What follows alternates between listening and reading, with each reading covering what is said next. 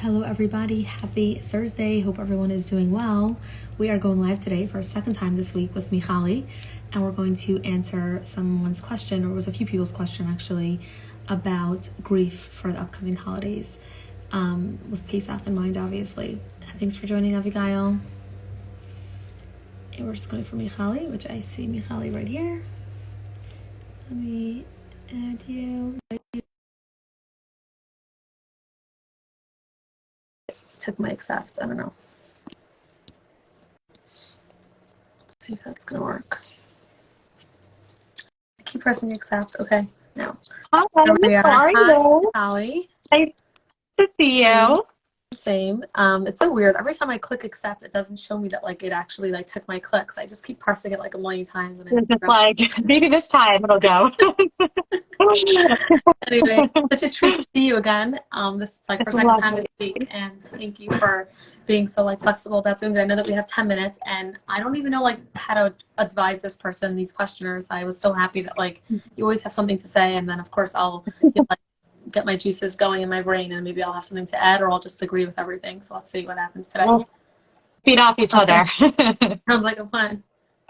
Okay, awesome. So there were two questions along the line with the same theme, but one was grief, how to cope without a lost one during Pesach and always. Mm-hmm. And then the next one was, my father died this year. Pesach will be weird without him. Yeah.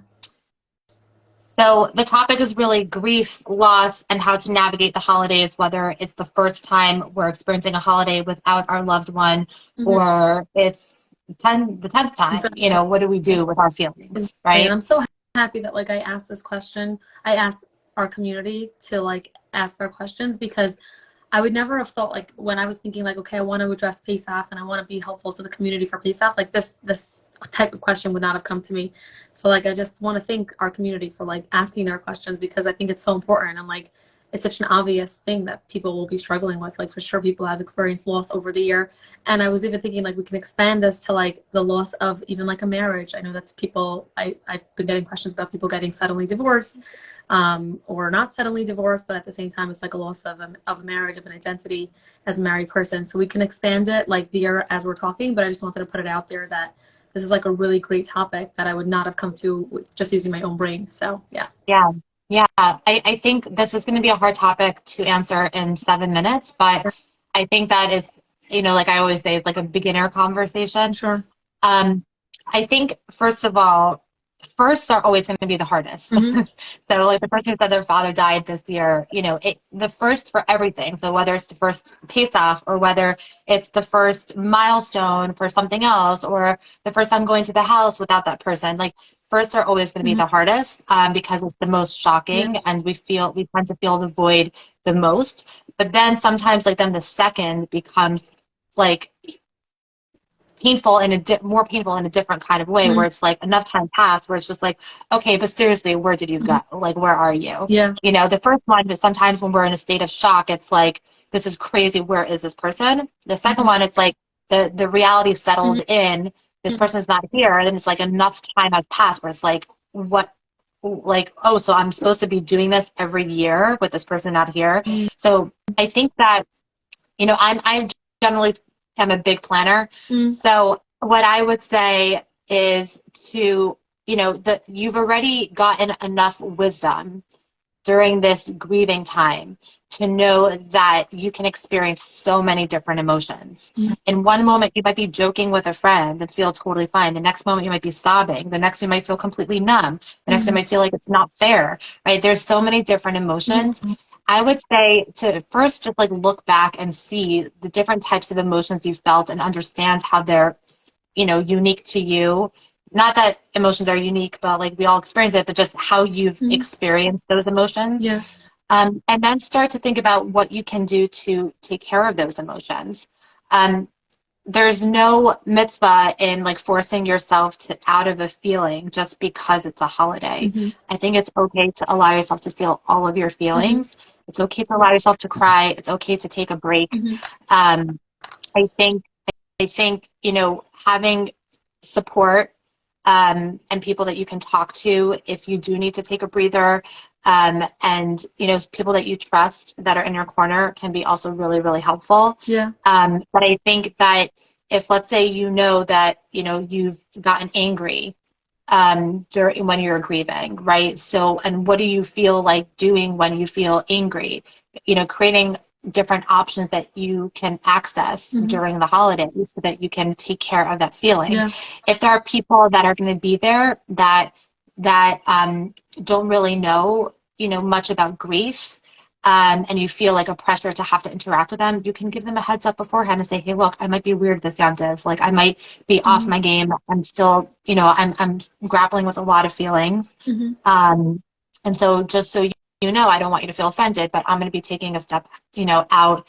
I might be doing this, I might be doing that, just a heads up. Like start to create some space around your feelings so that you can actually process and deal with your feelings. Yeah, I love that. Like that's knowledgeable about like what are the feelings that you get and like how like the intensity of them, non-judgmentally, kind of like prepare for those. What do you say? It's like I was debating between like I think I guess what the most helpful thing would be is to like allow space for the grief, like not to try to like avoid it over like you said, it's going to be the hardest because if it's the first, it might even be harder in a different way if it's a second.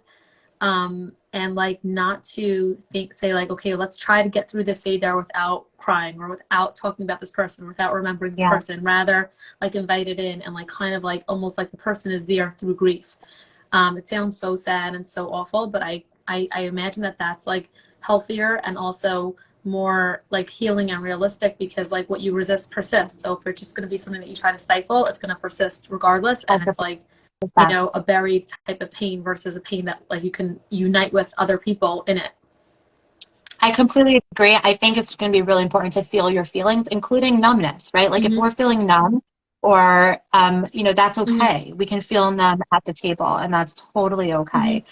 There is no such a thing as like a wrong feeling to have. I think I love that idea also. I'm personally a big believer in it when it comes to my own losses, but I think that everyone is different. Like when it comes to bringing that deceased person into our daily, you know, lives.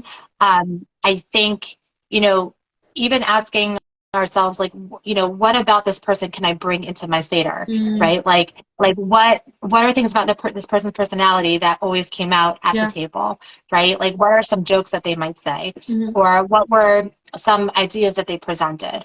Or what was their vibe like? Is there any way that I can bring that energy into my, you know, holiday experience, and like really honor and celebrate who they are, and you know, bring that part of ourselves that's been impacted by that other person into our own lives, right? Like even just when you take a step back and understand what holidays are meant to bring out certain parts of ourselves, to remind us to manifest certain parts of ourselves in relation to God, in relation to ourselves, in relation to people in our lives. And so I think that this can be an opportunity to bring out, you know, the parts of that person that resonated with parts of ourselves and what we've learned from that person so that we're feeling connected with that person throughout the holiday experience. I love that. I love that. And then the last thing I was thinking is also to like, perhaps I feel like I saw this on social media just the other day. Someone was mentioning some good books on grief that there are out there. Are you familiar, like at the top of your head, with any names? Unfortunately, no. Okay. It's totally not my area of expertise. Right. So same here. But I I think that they do exist. Like I think there are a lot of books like this for the Jewish community and beyond. I think it would be helpful.